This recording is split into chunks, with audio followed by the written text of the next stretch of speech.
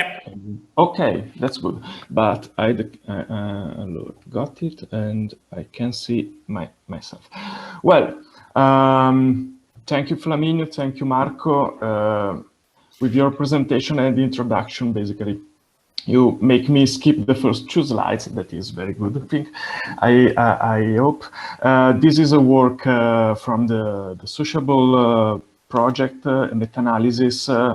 Here you can see the list of authors, me, Federico Bianchi, Matteo Piolatto, that help us with the analysis, but he is not here today, unfortunately. Alessandra Marengoni, Ali Akbarita Bardet, extract data from databases, and Flaminio Squazzoni. So our motivation was twofold. On the Brescia Nexus Sociable project and on the replication side of an already existing systematic review. We already talked about the Sociable project, what are the main characteristics of the project. I want just to say that since we know there are poor social relationships are a risk factor for cognitive decline, and we know this from previous literature, especially from this systematic review from Kuiper et al. In 2016, we start wondering how we can build our experience on previous literature. So basically, how we can do our research and which kind of results we should expect. And we try to replicate this meta-analysis. We have 2 aims. First of all, we want to contribute to collect more evidence because the first meta-analysis ended up in 2012. And so we want to cover all the period from 2012 to 2018 initially, and then we extended it to 2020.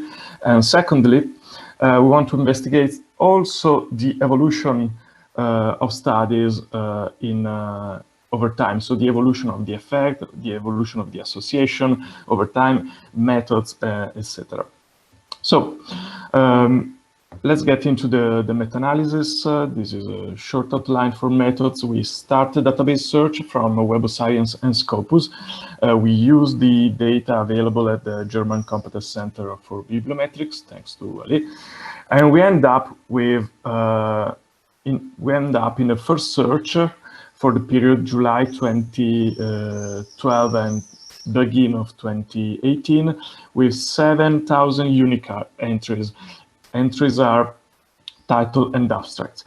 Then we realize in January of this year, December of this year, that we can also update our search. We can also include papers, an investigation of papers for the period between 2018 and 2020, basically. So we end up with additional 3,000 unique entries. Unique are, I'm talking of unique entries because I'm already taking account for duplicates we take off from this account.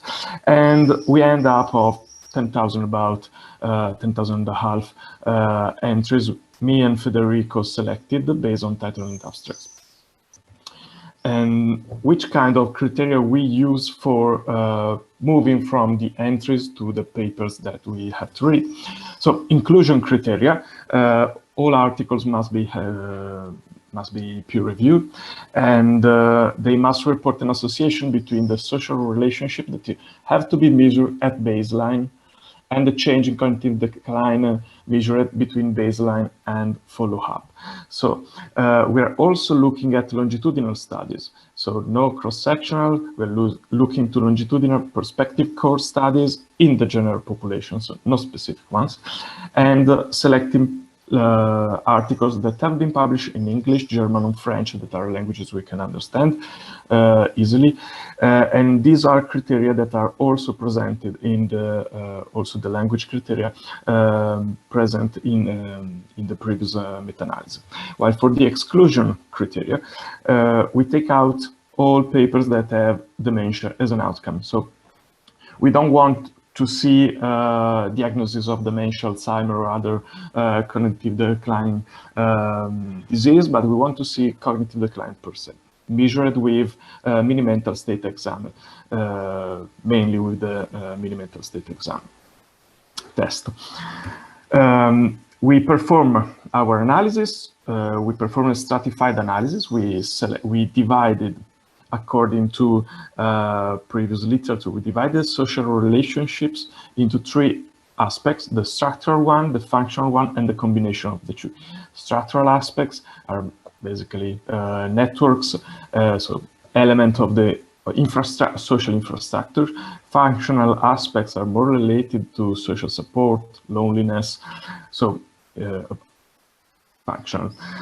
Has to say, combination of the two, we look at aspects that take together both and combine them in a single measure, usually. Yeah, we end up with, we use odds ratio for the presentation of the results and make them comparable between different studies. Also because we have studies that use logistic regressions, other studies that use structural equation modeling, other studies that use standardized or unstandardized regression coefficients. So we end up with odds ratio, and we transform all those results not reported as odds ratio into odds ratio using the Da Costa transformation method from 2012. And we set the reference category for people with poor social relationships. So we only have, always have poor social relationships versus good social relationships. And in case it was not possible to do this, we changed the categories and we recomputed the odds ratio. But which techniques did you use? Well, forest plot for showing meta-analysis results. I will show you some forest plot. A cumulative meta-analysis forest plot. I will also show this for illustrating the chronological evolution of the association between poor social relationships and cognitive decline, and funnel plots for the publication bias that is quite high in this kind of field. Yeah, and just a note, we pulled together both articles we selected and articles selected from the previous systematic review. We end up with something like 77 articles, pooled articles in the analysis, while our results are this. We end up with 35 articles included in the systematic review, in a mega table reporting all the results for every paper, but only 32 have been used in the analysis, including the analysis. And from this, we included other 42 papers from the previous Cooper systematic review, with a basically solid, I think, pool of papers. And let's move to the association, to the results, the association between social relationship and cognitive decline. This is the summary of the figures I will show you in the next minutes. First of all, I have reported odds ratio for structural, function, and combination aspects of social relationships, and here we see that odds ratio are quite small, close to 1, with a good confidence interval, but high level of heterogeneity. This 82% is the I-square index of heterogeneity. We have, for all categories, we have high degrees of heterogeneity, usually found also in the previous systematic review. This is a consistent result also for the size and for the magnitude of the odds ratio, is a consistent result with previous analysis, but quite different from standard meta-analysis on treatment effects. While if we look at changes over time of the association we're looking at, I assigned 3 important notes, I think. We have a confirmation, basically, of the association. It is confirmed the persistence of it in different studies. We have an increase in the precision of estimates as the confidence intervals are getting closer. And we have also quite a stability in this association. So the odds ratio is always is stuck at 1 point something, with the confidence intervals not catching the one line, so with significance. So for the association, you see here the first forest plot for the structural aspects of social relationships. On the left side, the outer and inner of each paper, country we report also the study size, when they're using all the categories for gender, male and females, or only males or only females, and the type of social relationship. And we see that from here to Wang et al. 2013, these are the newly selected articles from there to down in our review, and we see a quite, let's say, a small change in the confidence intervals for the estimates. The previous studies are more have a more high confidence interval, and all data we are reported in this figure have been already reported in the summary. So we see in the left corner, in the right corner, bottom right corner, you see the odds ratio with the related confidence interval, and on the left bottom corner, you see the heterogeneity of this scale. And this is the same for the functional. Also here you see quite a different pattern. You see these confidence intervals still resist their range, still resist over time, but they are closing also to the one line. While for the combination, a few studies here. So this association, this relationship is less strong in to be highlighted, but is also more susceptible to the I say to the fact that the social relationship measured as combination is more difficult to measure, because it's not only structural, only functional, is a composite index of the two. And what is happening when we look to the changes over time? Here we see that for the structural part, the estimates is collapsing to 1 point something. All the estimates are in line, and there are real small confidence intervals. So basically, you see in the end, Tang et al., for example, 1.11, 1.8, 1.14. Very small confidence intervals. While so we have a trend basically in the literature. We're starting from the first studies with a good estimate, but a wide range, and then we are closing the range over time with more precision. This is due probably to higher sample sizes, different techniques, different treatment variables used. For the functional aspect, so loneliness, social support, emotional support, also here we see something similar but less pronounced. We see that the estimated quest stack at 1 point something, the confidence interval reduced, and we have a difference in the fact that while the previous figure you have a clear cut about 2006, in the next one for the functional aspect you have a clear cut, well, for 2016, you can see where the confidence intervals are moving from the one line, so from the zero effect line, basically. And finally, for combination, also here we can see two blocks inside the distribution of the estimates in the papers. We have a first side with a high estimate and high confidence interval, and then we have a second part of the distribution with a small effect and a reduced confidence interval. So moving to the publication bias, why we see this? We see this because we have high levels of publication bias for all the aspects, for the structural one, for the functional one, and for the combination one. We should have here a distribution of dots that is inside the triangle, the white triangle, and more close to the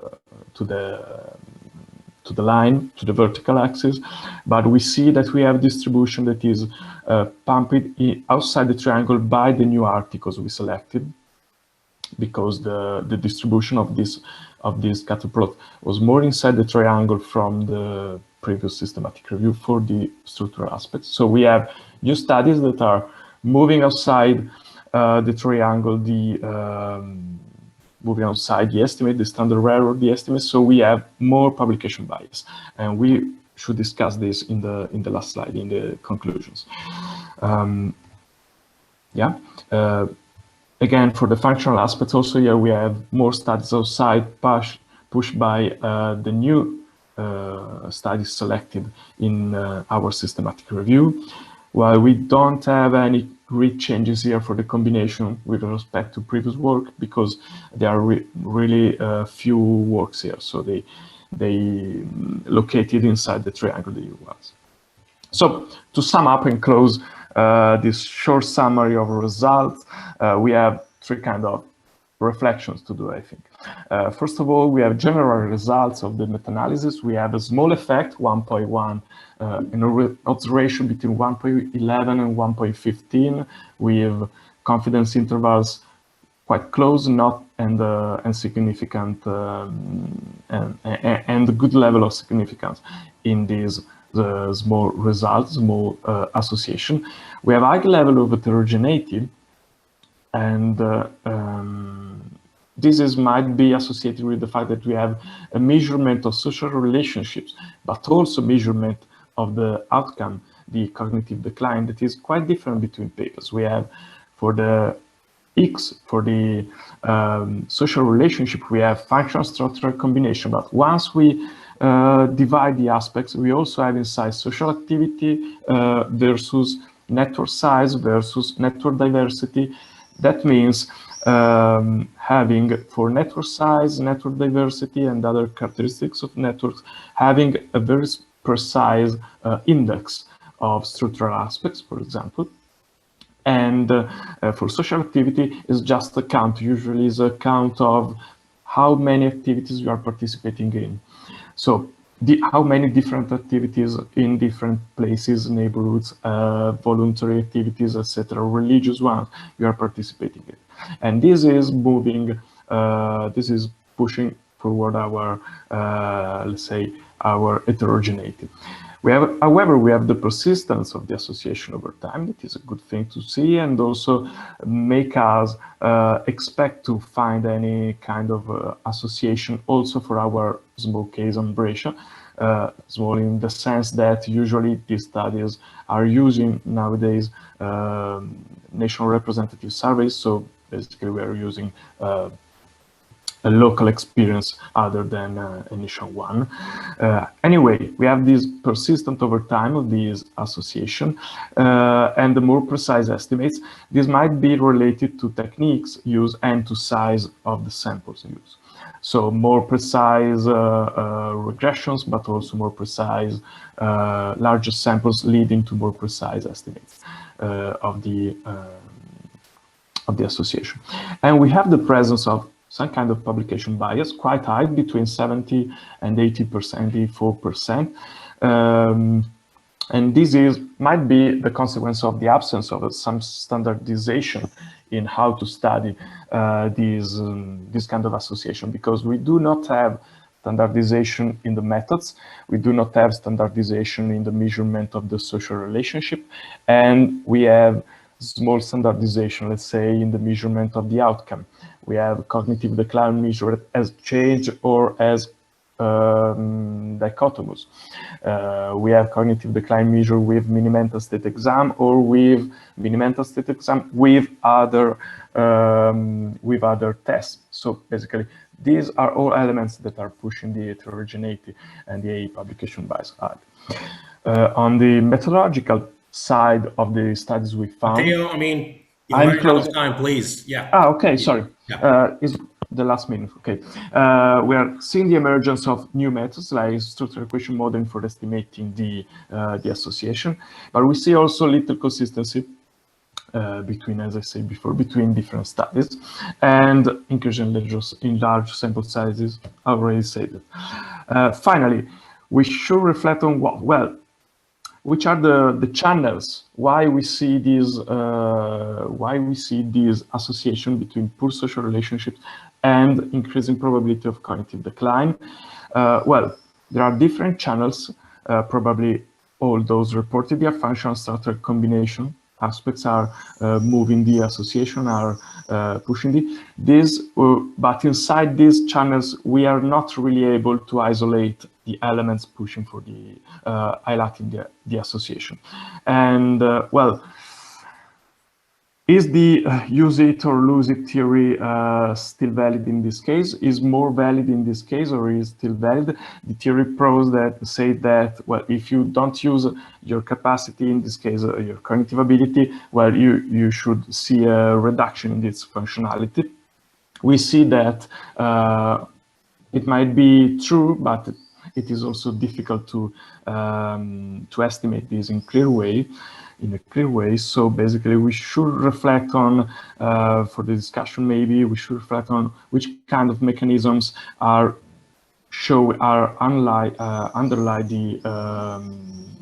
the results we are seeing here. So I leave the comments and the questions and the other presentation for now. Thank you. Thank you very much, Matteo. Thank you. We still have a couple of minutes for questions and comments, and please. Actually, I have a. Oh, sorry. Please, Emanuela. Yeah. No, also Leah raised her hand. Oh yeah, yeah. Please, floor is yours.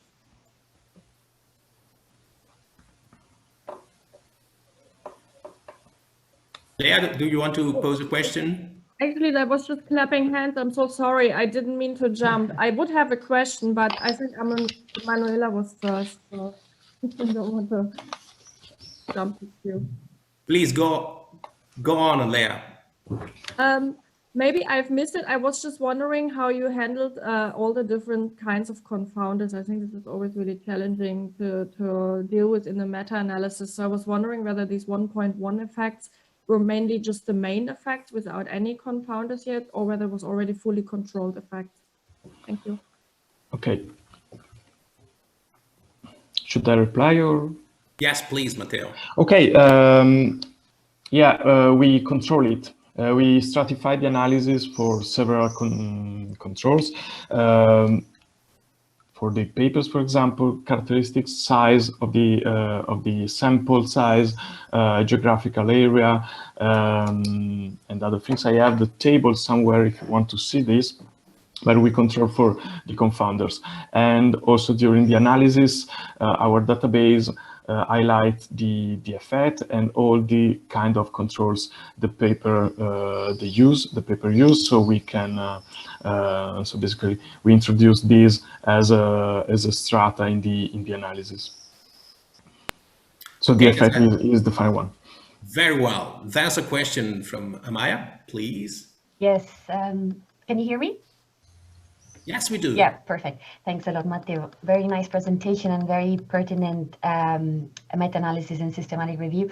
My question is, so one of the challenges, especially from an epidemiological perspective, when we try to look at the impact of this kind of exposures related to the social network and any type of health outcome that we want to look at, is the thing about reverse causality, right?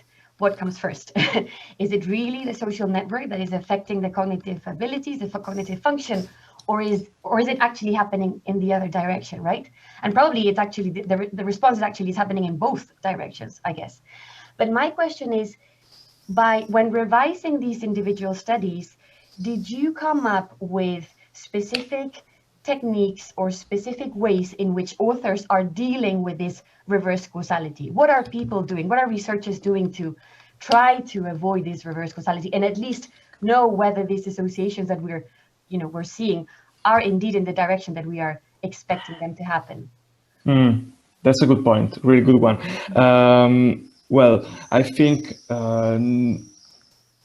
quite anybody is doing this. Probably on the same studies, the structural equation modeling, just because they are controlling over time for the correlation of the things. We have 6 of them, and probably they are the only one looking at reverse causality, but not explicating it. There is no one that is talking about reverse causality in the paper or saying we know that this is a problem, but usually it seems to me that Federico can somehow confirm or not. It seems to me that we have a lot of replication and confirmation of previous analysis with new data sets. This is the main, let's say, the main problem for the 2012-2020, for the 2012-2020 period, because they are all national samples with limitations in terms of measurements. So the point is, for example, we have a lot of studies from Chinese databases that are replicating loneliness, effects of loneliness, effects for social networks, participation in social activities, etc. So I'm sorry, but about the reverse causality, and this is a good point maybe to stretch and highlight also in the writing of the paper, we do have small reflection of this from authors. Yeah, this is definitely a point to rise in the discussion of the paper. So thank you very much. So time is the enemy. So thank you very much for your questions, and thank you, Matteo, for your presentation. And you're welcome. Thank you. Yeah, it was great. And also I would like to thank you, Matteo Rota, I see here, who was involved in the meta-analysis. So